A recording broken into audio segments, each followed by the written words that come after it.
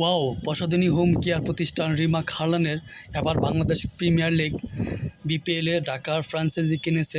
আর এই কোম্পানিটির পরিচালক হলেন চিত্রনায়ক শাকিব খান। এর মাধ্যমে দেশের সবচেয়ে বড় ঘরোয়া টুর্নামেন্টে যুক্ত হলেন বাংলা সিনেমার এই সুপারস্টার। শুক্রবার সকালে খবরটি সামাজিক যোগাযোগ মাধ্যমে ছড়িয়ে পড়ে। এরপর থেকে শাকিব খানের ভক্তরা উচ্ছ্বাস প্রকাশ করে শাকিব খান বিপিএলে যুক্ত হওয়ার বিষয়টি পোস্ট করতে থাকে। তাদের ভাষ্যমতে দীর্ঘদিন ধরে ইচ্ছা ছিল শাকিব খান মালিকানায় বিপিএলে একটি দল থাকুক। এতে করে শাকিবের ব্যবসায়িক যেমন উন্নতি হবে, তেমনি সিনেমার সঙ্গে ক্রিকেটের কম্বিনেশন আরও জমজমাট হবে।